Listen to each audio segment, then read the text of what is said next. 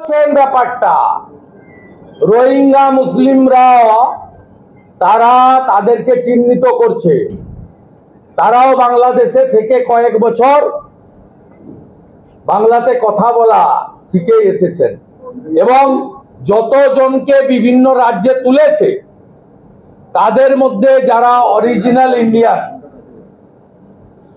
এবং বাংলাভাষী বা অন্য ভাষা ইন্ডিয়ান তাদের সবাইকে তারা after scrutiny thorough scrutiny release করে দিয়েছে। কেবলমাত্র 3 লক্ষের কাছাকাছি বাংলাদেশি রোহিঙ্গা মুসলমান যারা কক্সবাজারে এসে থেকেছিল, পরে মমতার সৌজন্যে জাল জন্ম সার্টিফিকেট এপিক আধার বানিয়ে পশ্চিমবঙ্গ হয়ে ভারতে ছড়িয়ে পড়েছে, তাদেরকেই প্রপারলি ট্রিটমেন্ট করছে ভারতবর্ষের যে আইন আছে সে আইন অনুযায়ী বিভিন্ন রাজ্যের সরকার।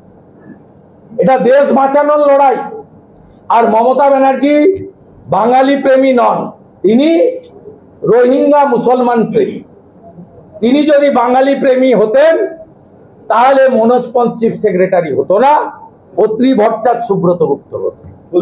তিনি যদি বাঙালি প্রেমী হতেন রাজীব কুমার ডিজি হতো না, সঞ্জয় মুখার্জি হতো। একা থাকবেন নাকি মাঠে? রানীমা একা মাইক নিয়ে মাইকের উপরে তার জড়িয়ে একবার এদিকে একবার গেলাম। ভীম ভারত জিন্দাবাদ, ভীম ভারত জিন্দাবাদ। কোর্ট বলবে, কোর্ট কালকে 1:15 বলবে।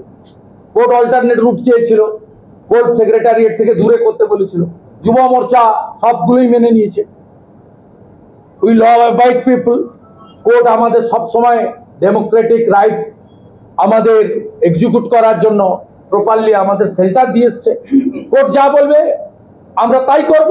কিন্তু কোর্ট তো নিশ্চয় তৃণমূলের মতো কথা বলবে না, বা মনোজ পন্থ চিফ সেক্রেটারি রাজীব কুমার বা মনোজ বার্মার মতো কথা বলবে না। কোর্ট তার according to law, according to constitution বলবে। দ্য ডেমোক্রেটিক রাইট, কোর্ট যেভাবে কালকে বলবে আমরা সেভাবে করব। তবে কোর্ট 21 তারিখের ক্যান্সেলেশনের প্রেয়ারটাও কালকে শুনবে বলেছে। 21 তারিখ যদি প্রোগ্রাম না হয় কারোরই হবে না। 20 তারিখে ওনারা করে নেবেন, আমরা 22 তারিখে করব। আর 21 তারিখে যদি হয় তা উনি একা থাকবেন নাকি? 600 কিলোমিটার দূরে শিলিগুড়িতে, কি অসুবিধা? ওটা সাউথ বেঙ্গলটা নিয়ে নিন না। এই যে মানসিকতা, এটা ডেমোক্রেটিক মানসিকতা নয়। আপনার এই যে মানসিকতা, এটা অটোক্রেটিক মানসিকতা।